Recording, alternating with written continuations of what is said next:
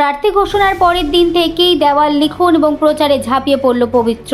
বিধানসভা নির্বাচন ঘোষণার পর থেকেই ক্রমশ সংবাদ শিরোনামে যথেষ্ট গুরুত্বপূর্ণ আদায় করে নিচ্ছে নন্দীগ্রাম। একদা শুভেন্দু ঘনিষ্ঠ পবিত্র কর এখন শুভেন্দু অধিকারীর প্রতিপক্ষ। তৃণমূল কংগ্রেসের সাধারণ সম্পাদক অভিষেক ব্যানার্জির হাত থেকে পতাকা নিয়ে তৃণমূল কংগ্রেসে যোগদান করেছে নন্দীগ্রামের দাপুটে বিজেপি নেতা পবিত্র কর।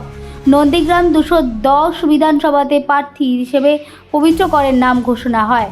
সেই নাম ঘোষণার পর বুধবার থেকে কর্মী সমর্থকদের নিয়ে নিজ হাতে দেওয়াল লিখন প্রচার শুরু করলো সদ্য বিজেপি থেকে তৃণমূলের যোগদানকারী পবিত্র কর। কর্মী সমর্থকদের উৎসাহ উদ্দীপনা চোখে পড়ার মতো আছে।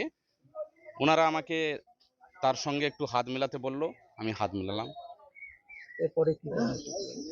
এরপরে এখন বর্তমান বয়াল-ওয়ানটুই গ্রাম পঞ্চায়েতের মধ্যে অবস্থিত বিভিন্ন জায়গায় কর্মী সমর্থকরা আহ্বান করছে, সে জায়গায় সংক্ষিপ্ত ছোট ছোট কিছু জনসংযোগ। আমরা তো দীর্ঘ প্রায় 15 দিন ধরে আমাদের ওয়ালে চুনকাম করা ছিল।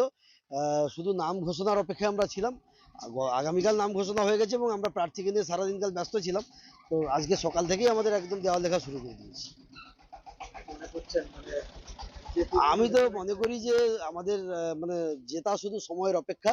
কেন নন্দীগ্রামের ভূমিপুত্রকে আমরা প্রার্থী হিসাবে পেয়েছি এবং আমি চাই আমাদের পুরনো তৃণমূল কংগ্রেসের পুরনো নেতৃত্ব সে যে কোনো কারণে হোক তাকে ভুল বুঝিয়ে শুভেন্দু অধিকারী বিজেপিতে নিয়ে গেছিল, সে তার আবার নিজে থেকে ভুল বুঝতে পেরে আমাদের সঙ্গে ফিরে এসছে এবং আমরা তাকে সাদরে গ্রহণ করেছি। কারণ আমাদের নেত্রী মমতা বন্দ্যোপাধ্যায়, আমাদের সেনাপতি অভিষেক বন্দ্যোপাধ্যায় যখন নাম ঘোষণা করেছে একদম নন্দীগ্রামে তৃণমূল কংগ্রেস কর্মীরা একদম উচ্ছ্বাসে ফেটে পড়েছে। ওটা ওয়াকওভার পেয়েছে কি পরাজিত হতে হবে ওদেরকে আগামী 4 তারিখে ওরা বুঝতে পারবে।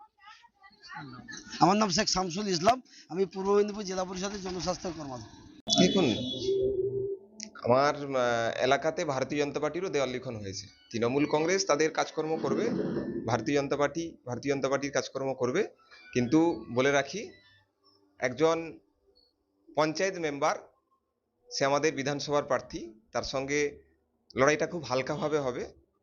এখানে বিরোধী দলনেতা, প্রিয় বিধায়ক, যিনি নন্দীগ্রামের সুখ দুঃখে প্রত্যেকটি সময় সাধারণ মানুষের কাছে থাকেন, তো সেই জায়গায় বলার অপেক্ষা রাখে না। এখানে ভারতীয় জনতা পার্টি অলরেডি জিতে গেছে তৃণমূল কংগ্রেসের প্রার্থী দেখে।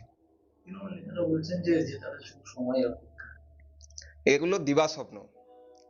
মমতা ব্যানার্জিকে যেই জায়গায় 21 সালে হারানো হয়েছে, সেখানে তার থেকেও বড় কোনো তৃণমূল কংগ্রেসের প্রার্থী আছে বলে আমার তো মনে হয় না।